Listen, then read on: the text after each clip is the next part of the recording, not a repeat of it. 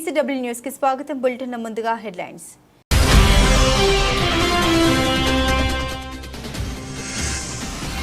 America విధానాలపై ఇతర దేశాలు ఆగ్రహం. అమెరికా సరిహద్దు అధికారులు పర్యాటకులను అడ్డగించి సోదాలు.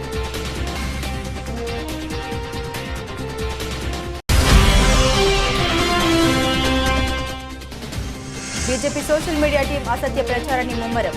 నకిలీ వార్తలు అన్నీ నిజమేనేమోనని నెటిజన్లు భ్రమ.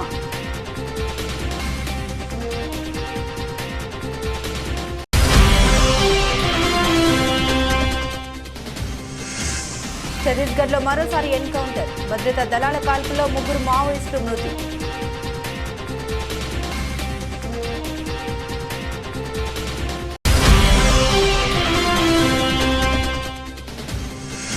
మా ఎన్నికల్లో భారత్ జోక్యం చేసుకునే అవకాశం. న్యూఢిల్లీపై మరోసారి నోరు పారేసుకున్న కెనడా.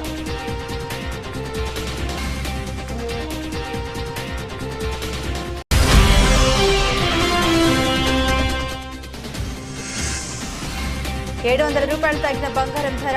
పెట్టుబడిని గోల్డ్ నుండి ఈక్విటీలోకి మళ్లించడం వల్లే ధరలు తగ్గుముఖం.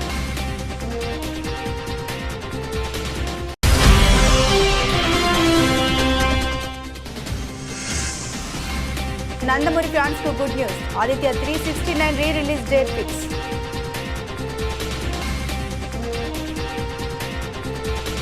స్టాచ్యూ ఆఫ్ లిబర్టీ దగ్గర సెల్ఫీ తీసుకోవాలని, ఎంపైర్ స్టేట్ బిల్డింగ్ పై నుండి నగర అందాల్ని వీక్షించాలని కలలు కంటున్నారా? అయితే ఒక్క క్షణం ఆగండి. అంతర్జాతీయ సందర్శకులుగా అమెరికాలో మీ హక్కులేమిటో ముందు తెలుసుకోండి. అధ్యక్షుడిగా డొనాల్డ్ ట్రంప్ మళ్లీ వైట్ హౌస్ లో అడుగుపెట్టిన తర్వాత తన ఎన్నికల ప్రచారంలో చేసిన వాగ్దానాల మేరకు ఆయన కఠిన ఇమిగ్రేషన్ విధానాన్ని పునఃప్రవేశపెట్టారు. ఇటీవలి కాలంలో అమెరికాకు పయనమైన వందలాది మంది పర్యాటకులు సరిహద్దుల వద్దే బందీలుగా మారడం విదేశీ పర్యాటకుల్ని ఆందోళనకు గురి చేస్తుండగా అమెరికా విధానాలపై ఇతర దేశాలు ఆగ్రహాన్ని వ్యక్తం చేస్తున్నాయి. సవ్యమైన ట్రావెల్ డాక్యుమెంట్లు ఉన్నప్పటికీ అమెరికా సరిహద్దు అధికారులు పర్యాటకుల్ని అడ్డగించి సోదాలు చేయడం ఇప్పుడు సర్వసాధారణంగా మారింది. ఒక వ్యక్తిని దేశంలోకి అనుమతించాలా వద్దా అన్న విషయాన్ని నిర్ధారించుకోవడానికి ఎంట్రీ పాయింట్ల వద్ద ఎవరినైనా అడ్డుకునే అధికారం అమెరికా కస్టమ్స్ అధికారులకు ఉంది. మీరు తప్పు చేయనప్పటికీ, అనుమానాస్పదంగా కనిపించినప్పటికీ మీ లగేజీని, వ్యక్తిగత వస్తువులని తనిఖీ చేసే అధికారం వారికి ఉంది. అంతేకాదు, మీ మొబైల్ ఫోన్లు, ల్యాప్టాప్లని కూడా కస్టమ్స్ అధికారులు తనిఖీ చేయవచ్చు. కొన్ని సందర్భాల్లో పర్యాటకుల ఎలక్ట్రానిక్ పరికరాల పాస్వర్డ్లను కూడా వారు అడుగుతారు. పాస్వర్డ్లను ఇవ్వడానికి పర్యాటకులు నిరాకరించిన పక్షంలో అమెరికన్ పౌరుడైతే అనుమతి లభించడానికి కొద్దిగా జాప్యం జరగడం లేదా పరికరాన్ని తదుపరి పరిశీలన కోసం అధికారులు తమ వద్ద ఉంచుకోవడంతో సర్ది పెట్టవచ్చు. అదే విదేశీ పర్యాటకులైతే తీవ్ర పర్యవసనాలను ఎదుర్కోక తప్పదు. గడిచిన దశాబ్దంన్నర కాలంలో వాట్సాప్, ఫేస్బుక్, ఎక్స్, గతంలో ట్విట్టర్ను వినియోగించుకొని బీజేపీ సోషల్ మీడియా టీం అసత్య ప్రచారాన్ని ముమ్మరం చేసింది. దీనికోసం ప్రత్యేకంగా టెక్ఫాగ్ వంటి యాప్లను సృష్టించింది. వీటి ద్వారా ఫేక్ ఖాతాలను సృష్టించడం, నకిలీ ట్రేడింగ్లను, ఆటో రిప్లై, ఆటో ట్వీట్లతో ట్రోలింగ్ను పెంచడం వంటి పనులు చేసేది. ఉదాహరణకు, మోదీ ఏదైనా పథకం ప్రకటిస్తే లేదా విదేశాల్లో పర్యటిస్తే అదేదో అద్భుతమైన కార్యంగా బీజేపీ ఆర్మీ కీర్తించేది. ఈ పోస్టులని నకిలీ ఖాతాల నుండి వెలువడేవి. సెకండ్కు 10 కామెంట్లు వెలువడితే 9 కామెంట్లు బీజేపీ ఆర్మీ నుండే వచ్చేవి. దీంతో ఆ నకిలీ వార్తలన్నీ నిజమేనేమోనని నెటిజన్లు భ్రమపడేవారు. బీజేపీ ఐటీ సెల్ వదంతుల్ని ప్రచారం చేస్తుందంటూ పలువురు మాజీ ఉద్యోగులు స్వయంగా వెల్లడించిన అత్యంత ఆసక్తికర ప్రచారం ముందు ఫలితం లేకుండా పోయింది. బీజేపీలో గుట్టును స్వాతి చతుర్వేది వంటి ఒకరిద్దరు జర్నలిస్టులు గతంలో తప్పుబట్టిన వారే. అయితే ఫేక్ ఖాతాల ద్వారా బెదిరింపులు రావడంతో వారు ముందుకు సాగలేకపోయారు. 2002 గుజరాత్ అల్లర్ల ఘటనలో మోదీ పాత్రపై డాక్యుమెంటరీ ప్రసారం చేసిన బీబీసీని రైతు ఆందోళనపై పోస్టులు ఉన్నట్లు ప్రసారం చేసిన ట్విట్టర్ వంటి సంస్థల్ని కూడా బీజేపీ సర్కారు బెదిరింపులకు గురి చేసింది. అయితే ఎప్పుడైతే ట్విట్టర్ పగ్గాలు మస్కు చేతిలోకి వచ్చాయో పరిస్థితి పూర్తిగా మారిపోయింది. దేశంలోని బీజేపీ అసలు గుట్టును మోదీపై ప్రజల్లో నెలకొన్న సందేహాల్ని పారదర్శకంగా అందించడంలో గ్రోక్ సఫలమవుతుంది. అందుకే ప్రధాని మోదీ బీజేపీకి సంబంధించి నెటిజన్లు అడిగే పలు ప్రశ్నలకు గ్రోక్ సరైన సమాధానాలు ఇస్తున్నట్లు విశ్లేషకులు చెబుతున్నారు. ఛత్తీస్గఢ్ దండకారణ్యం గత కొన్ని రోజులుగా తుపాకుల మోతతో దద్దరిల్లుతుంది. గత వారం జరిగిన 2 వేర్వేరు ఎదురు కాల్పుల్లో 30 మంది మావోయిస్టులు హతమైన విషయం తెలిసిందే. తాజాగా అక్కడ మరోసారి ఎన్కౌంటర్ చోటు చేసుకుంది. దంతెవాడ జిల్లాలో భద్రతా దళాల కాల్పులో 3 మావోయిస్టులు మృతి చెందారు.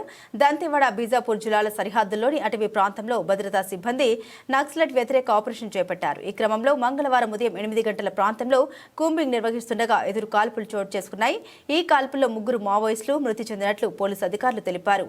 ఘటనా స్థలం నుండి నక్సలైట్ల మృతదేహాలతో పాటుగా తుపాకీలు, పేలుడు పదార్థాలు స్వాధీనం చేసుకున్నట్లు తెలిపారు. ప్రస్తుతం ఆ ప్రాంతంలో ఆపరేషన్ కొనసాగుతున్నట్లు వెల్లడించారు. కాగా ఈ నెల 20వ తేదీన తుపాకుల మోతతో దండకారణ్యం రక్తసిక్తమైన విషయం తెలిసిందే. మావోయిస్టులు భద్రతా దళాలకు మధ్య గురువారం జరిగిన 2 వేర్వేరు ఎదురుకాల్పుల్లో 30 మంది మావోయిస్టులు, 1 జవాన్ మృతి చెందారు. ఛత్తీస్గఢ్లోని బీజాపూర్, కాంకేర్ జిల్లాలో ఈ ఘటన చోటు చేసుకున్నాయి. బీజాపూర్ జిల్లా పీడియా అడవుల్లో గురువారం ఉదయం నక్సల్స్ పోలీసు వర్గాల మధ్య సుమారు 4 గంటల పాటు భీకర పోరు సాగింది. ఘటనా స్థలం నుండి 26 మంది మావోయిస్టుల మృతదేహాల్ని స్వాధీనం చేసుకున్నారు. కాంకేర్, నారాయణపూర్ జిల్లాల సరిహద్దు కొరస్కోడో గ్రామ సమీప అడవుల్లో జరిగిన మరో ఎదురుకాల్పుల్లో 4 మావోయిస్టులు మృతి చెందారు. భారత్పై కెనడా మరోసారి నోరు పారేసుకుంది. ఆ దేశంలో త్వరలో జరగబోయే సార్వత్రిక ఎన్నికల్లో భారత్ జోక్యం చేసుకునే అవకాశం ఉందని ఆ దేశ స్పై ఏజెన్సీ ఆరోపించింది. భారత్తో పాటు చైనా, రష్యా, పాకిస్తాన్ దేశాలు కూడా ఆ ప్రయత్నం చేయొచ్చన్న అనుమానాలు వ్యక్తం చేసింది. Canadian security intelligence service deputy director Vanessa Lloyd మీడియాతో మాట్లాడుతూ ఈ వ్యాఖ్యల్ని చేశారు. త్వరలో మా దేశంలో జరగబోయే ప్రజాస్వామ్య ప్రక్రియలో జోక్యం చేసుకునేందుకు PRC, people's republic of China AI ఆధారిత సాధనాలను ఉపయోగించే అవకాశం ఉందని మాకు సమాచారం ఉంది. ఈ ఎన్నికల ప్రక్రియలో జోక్యం చేసుకునే ఉద్దేశం, సామర్థ్యం భారత ప్రభుత్వానికి కూడా ఉందని మేము భావిస్తున్నాం. రష్యా, పాకిస్తాన్ దేశాలు కూడా ఆ ప్రయత్నాలు చేయొచ్చని లాయిడ్ ఆరోపించారు. కాగా గతంలో కెనడా ఇలాంటి ఆరోపణ చేసిన సంగతి తెలిసిందే. 2019, 2021లో జరిగిన ఎన్నికల్లో భారత్, పాకిస్తాన్ దేశాలు జోక్యం చేసుకున్నట్లు కెనడా సెక్యూరిటీ ఇంటెలిజెన్స్ సర్వీస్ ఆరోపణ చేసింది. ఈ ఆరోపణపై ఆ దేశం దర్యాప్తునకు ఆదేశించింది. ఈ దర్యాప్తులో భారత్ జోక్యం చేసుకోలేదని తేలింది. కెనడా ఎన్నికల్లో భారత్ జోక్యం చేసుకోలేదని, ప్రధాని జస్టిస్ ట్రూడో విజయంలో ఆ దేశ పాత్ర ఏమీ లేదని కెనడా విచారణ అధికారులు వెల్లడించారు. 2021లో జరిగిన జాతీయ ఎన్నికల్లో భారత్ జోక్యం చేసుకోలేదని గుర్తించామని కెనడా సీనియర్ అధికారుల బృందం పేర్కొంది. అయితే గత 2 ఎన్నికల్లో చైనా జోక్యం చేసుకున్నట్లు గుర్తించామని కెనడా ఇంటెలిజెన్స్ ఏజెన్సీ తెలిపింది. మరోవైపు కెనడా ఎన్నికల్లో జోక్యం చేసుకున్నట్లు గతంలో వచ్చిన ఆరోపణని ఇండియా అప్పట్లోనే కొట్టిపారేసింది. ఇతర ప్రజాస్వామ్య దేశాల వ్యవహారంలో జోక్యం చేసుకోబోమని భారత విదేశాంగ శాఖ స్పష్టం చేసింది. వయోవృద్ధుల విభిన్న ప్రతిభావంతుల సంక్షేమంలో రాష్ట్రం దేశానికి ఆదర్శంగా ఉండాలన్నదే ముఖ్యమంత్రి నారా చంద్రబాబు నాయుడు లక్ష్యమని రాష్ట్ర సాంఘిక సంక్షేమ శాఖ వయోవృద్ధుల మరియు విభిన్న ప్రతిభావంతుల సంక్షేమ శాఖ మంత్రి శ్రీ డాక్టర్ డోలా బాల వీరాంజనేయ స్వామి అన్నారు. మంత్రి అధ్యక్షతన వెలగపూడి సచివాలయంలో సీనియర్ సిటిజన్స్ స్టేట్ కౌన్సిల్ 2వ సమావేశం మరియు state advisory board of disability సమావేశం నిర్వహించారు. ఈ సమావేశంలో వయోవృద్ధుల ఆరోగ్య సంరక్షణ, వృద్ధాశ్రమాల ఏర్పాటు, సామాజిక భద్రత పెన్షన్లు, గ్రామ వార్డు సచివాలయాల ద్వారా డిజిటల్ కార్డుల పంపిణీ, విభిన్న ప్రతిభావంతులకు వైకల్యం ధృవపత్రాల జారీ, ప్రధానమంత్రి దివ్యాస కేంద్రాలు, పీఎండీకేలు స్థాపన మరియు ఉపకరణాల సరఫరా, వివిధ అభివృద్ధి పథకాలు కార్యక్రమాల్లో 5% రిజర్వేషన్ల అమలు, వసతి గృహాలు, కళాశాలలో విద్యను అభ్యసిస్తున్న విభిన్న ప్రతిభావంతుల విద్యార్థులకు డీబీటీ మోడ్లో పెన్షన్ల పంపిణీ తదితర అంశాలపై మంత్రి డాక్టర్ డోలా శ్రీ బాల వీరాంజనేయ స్వామి సమీక్షించారు.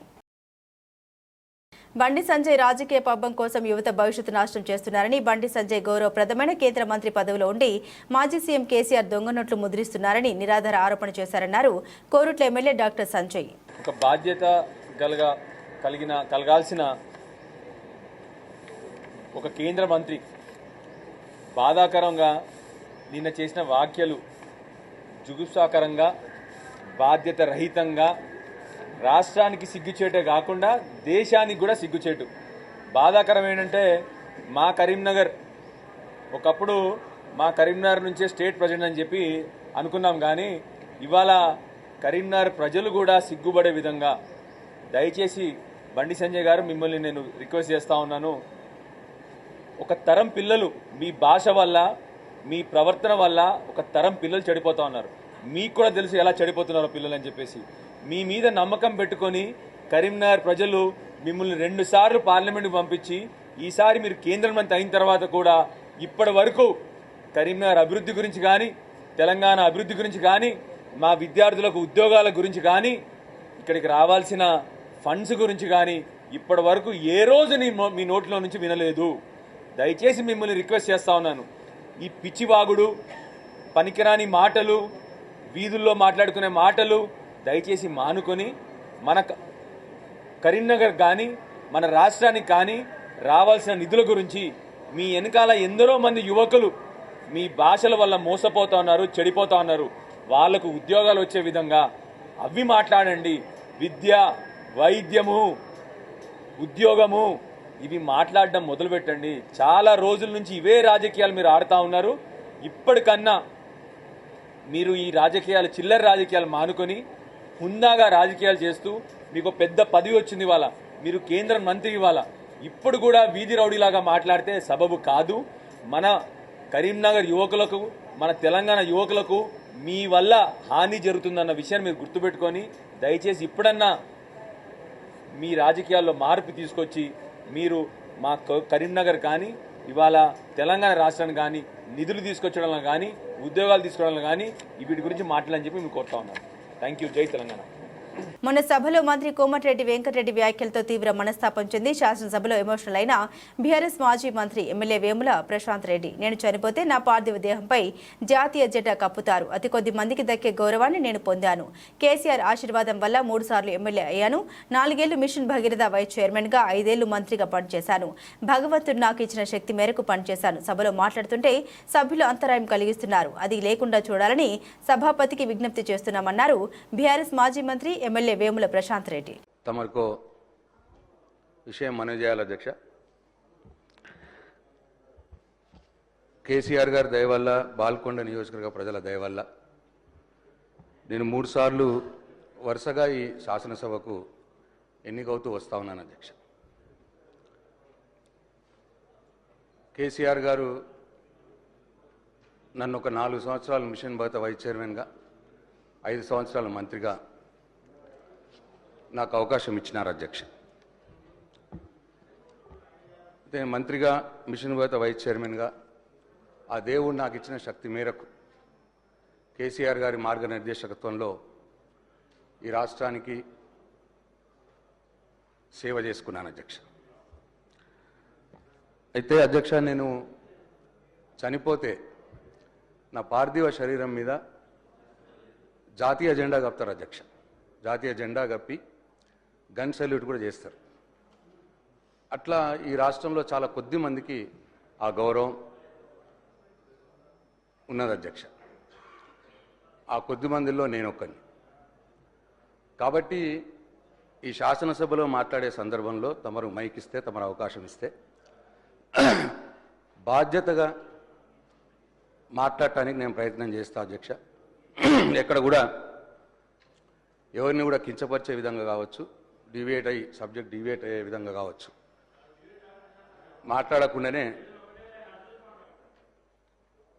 అధ్యక్ష, ఇటువంటి దయచేసి సభను ఆర్డర్లో పెట్టి నాకు ఇంటరప్షన్స్ లేకుండా నేను చెప్పిన తర్వాతే.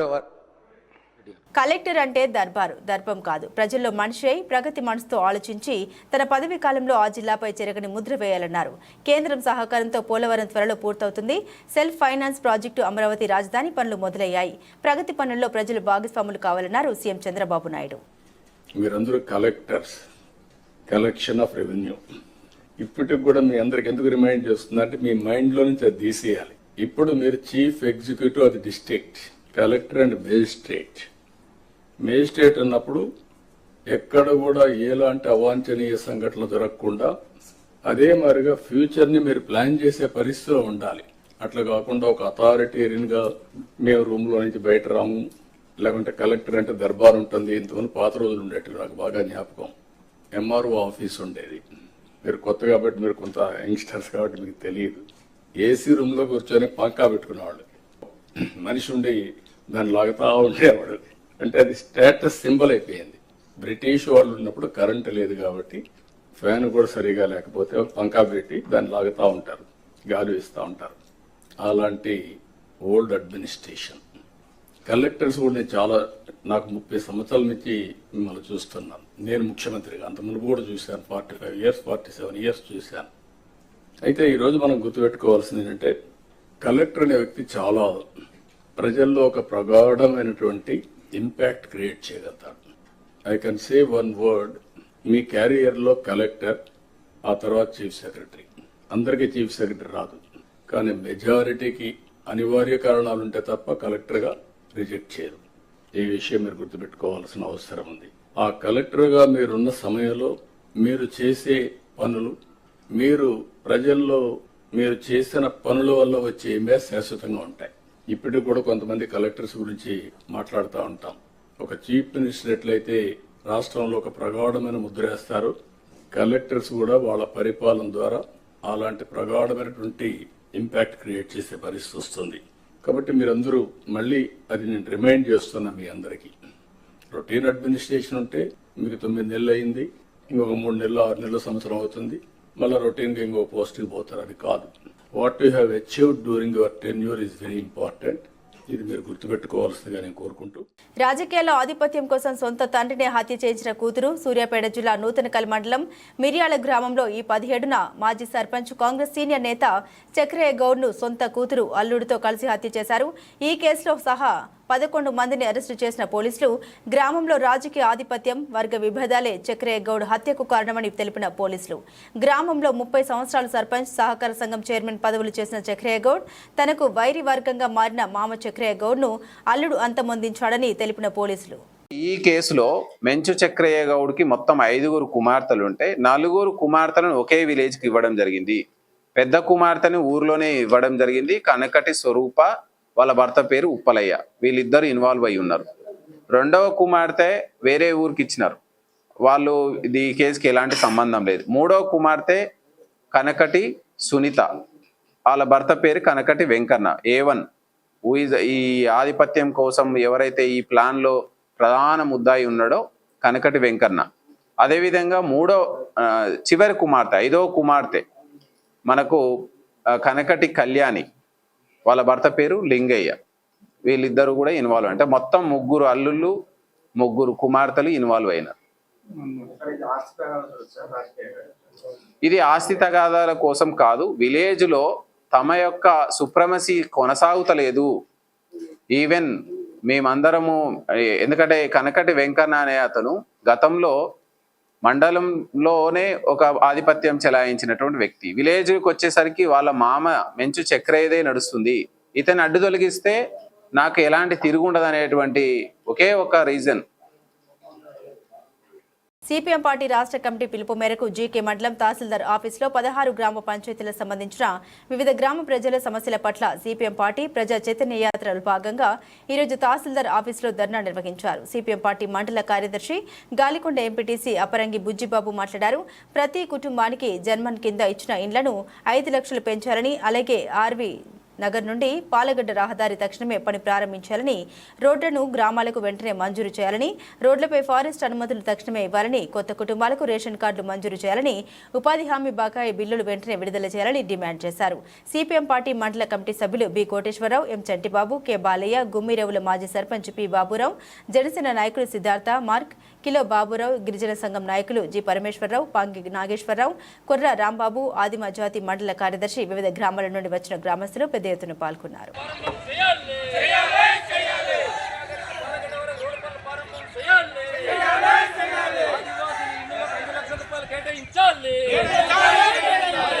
నిర్మాణం కోసం 5 లక్షల రూపాయలు ప్రభుత్వం కేటాయించాలి.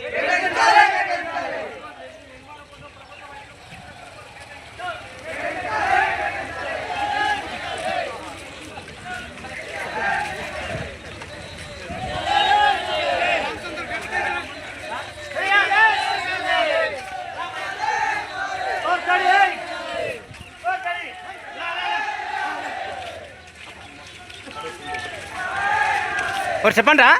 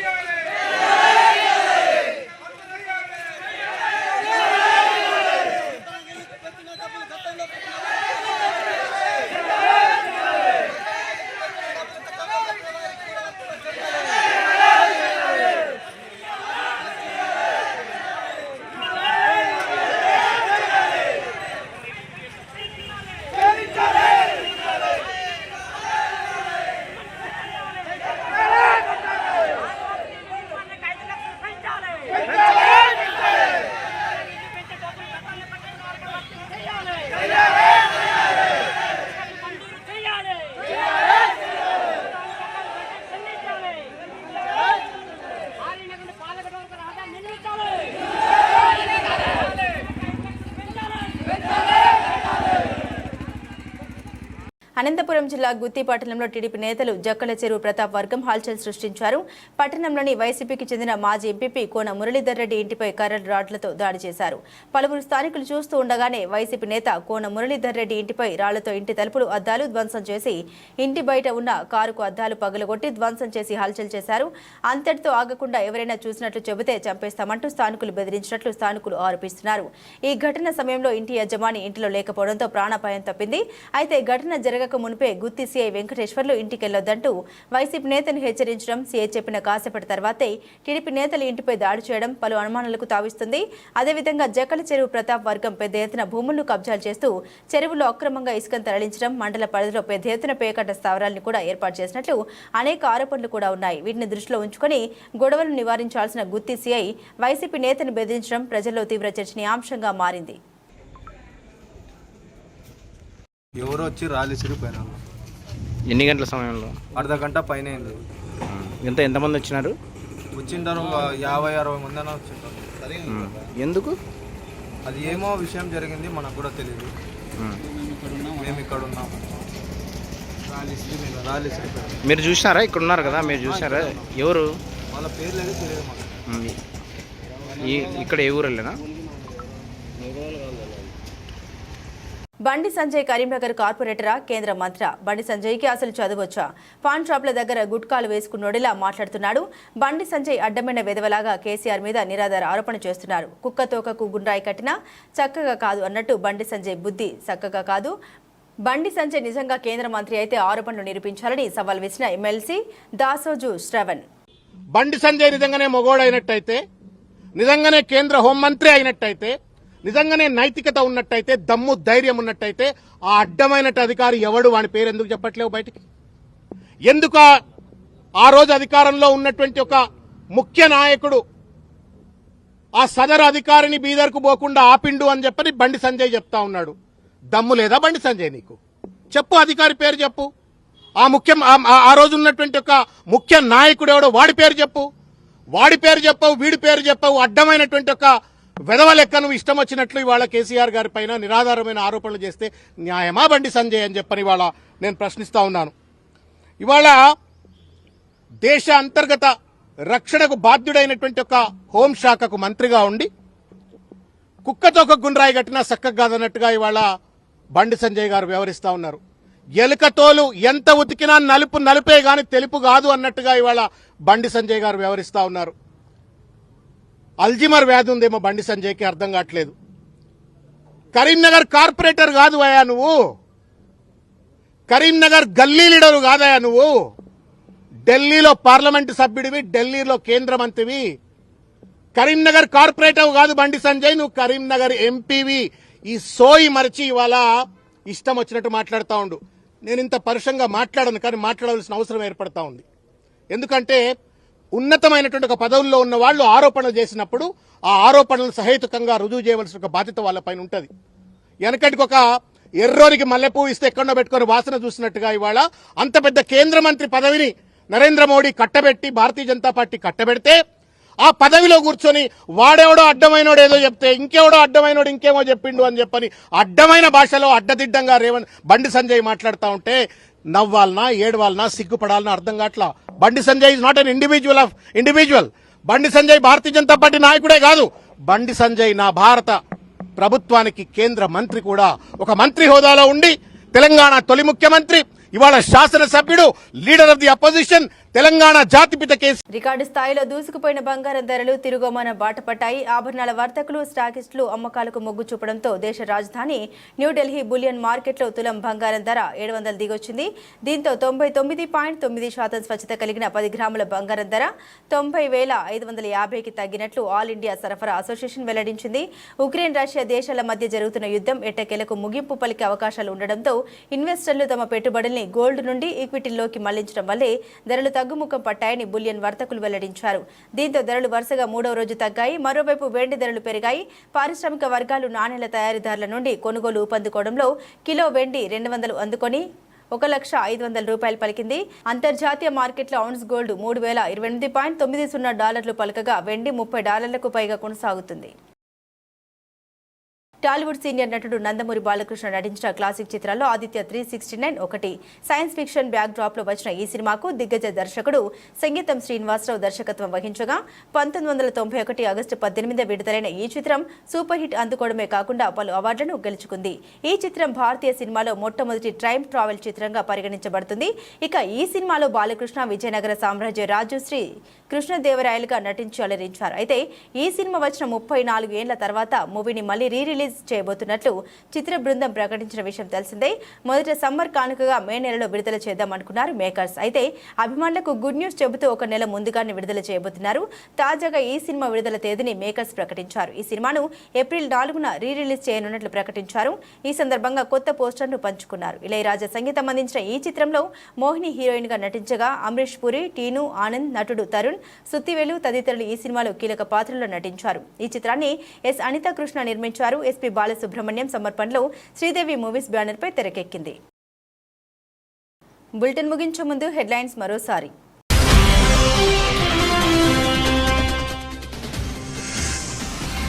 అమెరికా విధానాలపై ఇతర దేశాలు ఆగ్రహం. అమెరికా సరిహద్దు అధికారులు పర్యాటకులను అడ్డగించి సోదాలు.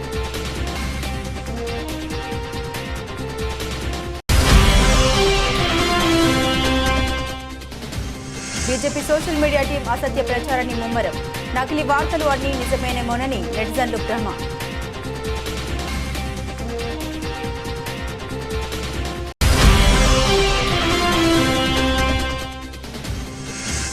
ఛత్తీస్గఢ్లో మరోసారి ఎన్కౌంటర్. భద్రతా దళాల కాల్పుల్లో 3 మావోయిస్టులు మృతి.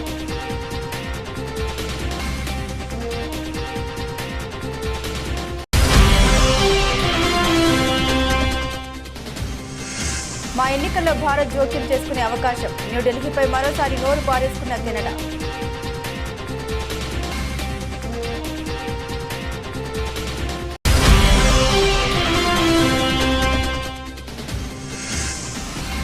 $700 తగ్గిన బంగారం ధర. పెట్టుబడుల్ని గోల్డ్ నుండి ఈక్విటీలోకి మళ్లించడం వల్లే ధరలు తగ్గుముఖం.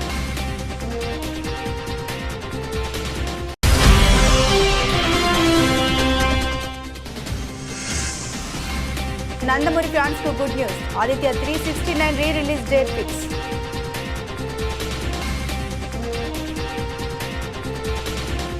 ఇవి బులెటిన్లోని విశేషాలు. తిరిగి మరో బులెటిన్తో మళ్ళీ కలుసుకుందాం. అంతవరకు సెలవు. నమస్కారం.